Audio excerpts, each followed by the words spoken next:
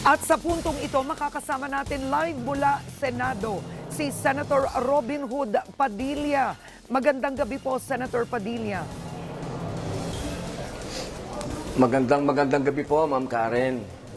Alright, Senator, sinamahan niyo po ba si Senator Bato de la Rosa na umalis ng Senado? Kasi po, inamin po sa amin ni General Aplasca sa TV Patrol na casual lang po kayo ni De La Rosa, lumabas ng Senado, naglalakad casually at umalis kayo ng mga 2:30 a.m. Ako po ay humihingi ng paumanhin po sa inyo na hindi ko po yan masasagot sapagkat ito po ay naging opisyal ng investigasyon. Kaya ang pinakamaganda po dito ay ako po ay makapaghayag muna kung sino man po ang aatasan ng gobyerno na mag-imbestiga. Pero Senator, bakit di niyo po ito masagot? Itinuturing niyo po bang pugante si De La Rosa? Tumulong po ba kayo sa pugante? Hindi po yan ang posisyon ng mayorya. Ang Senado po, hindi po ang posisyon po namin ay hindi po namin tinatanggap ang warrant of arrest galing sa ICC. Ang inaantay po namin ay yung warrant of arrest ng local court po. Yan po ang posisyon na sinabi nga po ni Senate President Alan Peter Cayetano. So kung gayon po, naniniwala kayo na hindi pugante si De La Rosa, bakit di po ninyo masagot kung sinamahan niyo po siya nung umalis ng Senado? Kumbaga, ang paniniwala niyo, he's a free man. Lumabas lang. He left the Senate. So mali po ba yun kung sinamahan niyo po siya, sir? Hindi po. Ako po ay kailangan po nating malaman muna ang, alam niyo po, respeto po yan sa otoridad. Ayoko po na ako po ay magbibigay ng hayag kaagad sa media. Mas maganda po, pagkatapos po akong maghayag, pagkakuha nila ng investigasyon nila, handa na po akong humarap sa media. Pero hanggat hindi pa po ako nakakapaghayag sa kanila, mas maganda po na antayin muna po natin yung oras na yon. Senator, pwede Bilang respeto lang po sa otoridad po. Okay. Senator, pwede ikwento niyo po ba, nakunan kayo ng live kung saan kausap po ninyo si Victoria Tulad, umaakyat po kayo ng hagdanan ng Senado. Tapos sumusunod po ang aming reporter at sinabi niyo, kumbaga umalis kayo, dapat para lang for the safety. Ano ba ang nangyayari noon at paakyat kayo sa Senado sa kasagsagan po ng gulo? Saan kayo papunta, sir? Anong alam niyo po sa mga oras na yon? Ayan, pwede po tayong magkomento dyan. Opo, kasi hindi naman po opisyal na yan na investigasyon. Opo, ang nangyari po niyan kasi, nag-aantay po kami ng caucus sapagkat nandun po kami sa opisina ni SP. Inaantay po namin yung padala ng House of Representatives, yung impeachment po. Nung nandun po kami, sinabi ng mga namumuno po dito na meron na po mga armadong tao sa paligid ng Senate. Opo, alilinawin po natin, sa paligid na po ng Senate. Kaya ang sabi ko po, teka muna, bakit nagkaroon ng mga armado dito? Nung nadinig po ito ni Senator Bato, siya po ang nagsabi na baka aarestuhin ako. Ang sabi naman niya sa mga kasama namin, mas mainam na doon na lang siya sa opisina niya. Kasi malalagay sila sa alanganin, yung mga ibang senador, kung nandun siya. Kaya po yung nakunan po ninyo na umaakyat po kami, yun po yung papunta kami sa opisina niya. Okay. At nung nakunan naman po ako na galing doon sa second floor, yun po yung tiningnan ko kung ano po yung nangyari. Ang sabi kasi, nagkaputukan. Kaya po ako bumaba, tiningnan ko po yung mga kasama naming senador, kung okay sila, okay naman po, at nakita naman namin okay yung media, kaya po umakyat na ako. Sumusunod po yung media. Kaya ang sabi ko po sa media, wag na kayong sumunod at delikado. May mga tao nang nakapasok. Yun lang po yun. So, Senator Padilla, umakyat po kayo sa 5th floor sa opisina ni Senator Bato. Sa opisina po namin, opo. Pumunta po si General Bato sa opisina niya ako, nandun po ako sa opisina ko. Okay. Sa kalagitnaan po ng putukan, nasan po kayo nun, sir? Nasa opisina ko po. Okay. May kumalat po sa social media na ang mga tauhan nyo raw po ay may baril. Nasa social media po yan. I wanna give you a chance to correct that kung mali po yun. Una-una, wala po ako. Alam po lahat ng tao dito sa Senado, wala po akong bodyguard. Hindi po ako nagba-bodyguard. Kahit sino pong tanungin nyo rito, wala po akong... ako po'y dumadating dito sa Senado, isang kotse. Ako lang po, isang aide. Hindi po yan, kailanman nagkaroon ako ng bodyguard dito. Kahit tanungin nyo po, pwede naman Okay. nyo pong tanungin dito ang mga Oo. tao kung may Now- bodyguard ba si Senator Padilla. Okay, Senator. So, ang nangyari nito, umalis si Senator Bato ng 2:30 in the morning. Na-interview ko si Attorney Jimmy Bondoc kanina. Sabi niya nandun siya sa opisina ni Senator Bato at 2 a.m. Kung ayaw niyong aminin kung magkasama kayo umalis, anong oras po kayo umalis ng Senado, sir? Ma'am Karen, hindi po sa ayaw kong aminin o may gusto kong aminin.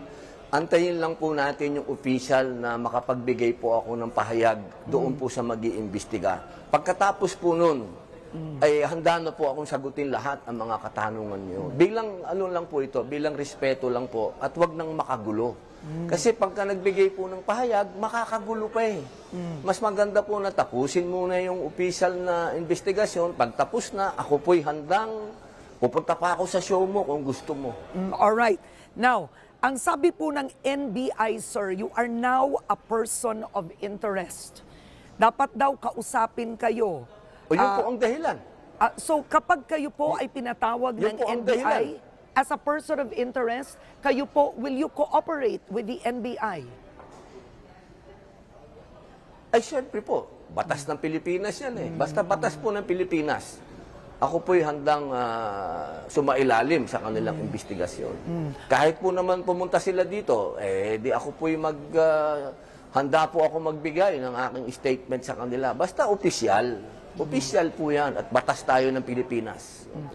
Now, maiba naman tayo, no? Nagbati na po ba kayo ni Senator Kiko Pangilinan? Kasi nakunan na sinusubukan niyang iabot ang kanyang kamay, nakikipagkamay. At kita po sa social media na umiiwas po kayo, Senator. Alam niyo po, usapang lalaki sa lalaki na po yan. Siguro, amin na lang muna po yan. Sa gulo ng Pilipinas, hindi na po kami makikisali pa ni Senator Kiko Pangilinan. Dahil pwede naman pong masolve ito ng mga lalaki. Pero ang hinihingi niyo po ay mag-apologize siya formally sa plenary. Tama po, Senator? Dalawa po ang hinihingi natin. Una, tanggalin po sa record ng Senado yung pagsigaw niya. At yun po on record kasi. Hindi po maganda para sa mga darating na henerasyon na makita yan ng mga Muslim na ang isang Muslim senator ay sinisigaw-sigawan dito sa Senado. Pangalawa po, doon din po sa plenaryo na makahingi ng paumanhin. Yun lang naman po yun. Tsaka tapos na po yan. Opo, wag na po tayong makigulo pa. Opo. Alright, quickly na lang to, sir. Nag-usap na ba kayong mayorya? Kasi kumakalat na posibleng magkaroon ng pagbabagong liderato at posibleng si Senator Chis Escudero kapag nagkaroon daw ng pagbabago ay gusto niyang siya ang Senate President. Ito po ay nanggagaling lang po sa social media ha, kaya I want to clarify that. Secure ba kayo sa numbers ninyo of 13? Are you secure? Alam niyo po, aminado naman po ang mayorya na manipis po kami.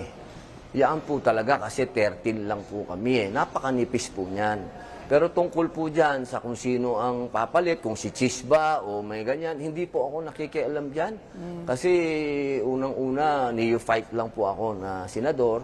Pangalawa, hindi po ako naghahabol ng mga committee.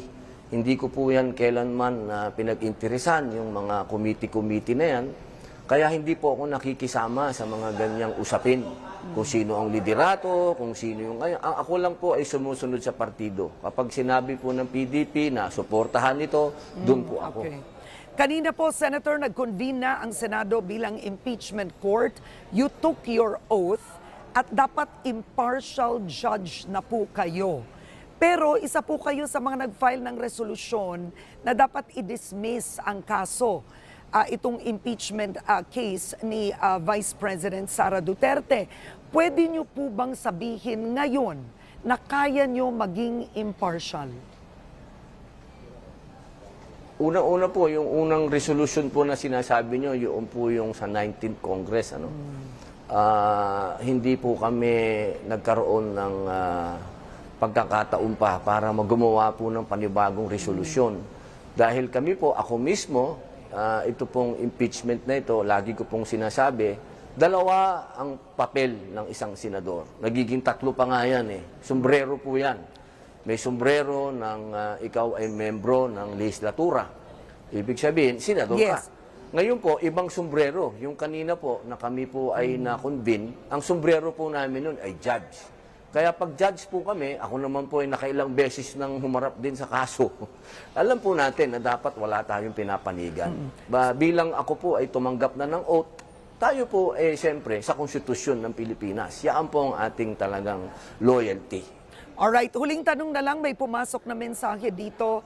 Alam niyo po ba nasaan si Senator Bato? Sinabi po ba niya sa inyo ang mga plano niya? Nag-uusap ba kayo? Wala po siyang opisyal sa akin na sinabi. Ang narinig ko lang po, nung magkausap sila ni PNP Chief.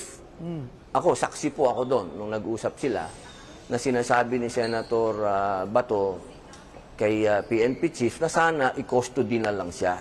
Yun lang po ang natatandaan ko. Yun po ang alam kong plano niya, na i-custody siya ng PNP. Bukod po doon, wala na po akong alam pa na mga plano ni Senator Bato. Dahil hindi naman po ako yung matatawag na masasabi natin taga-advise ni Senator Bato. Hindi po. Hindi po ako taga-advise ni Senator Bato. Ako po ay kasama lamang niya sa partido. At ako po ay masasabi na kaibigan niyang personal. Hindi po ako kasama niya sa mga politika. Alright, on that note, maraming salamat po sa inyo, Senator Robin Hood Padilla, live mula sa Senado. Maraming salamat po. Mabuhay po.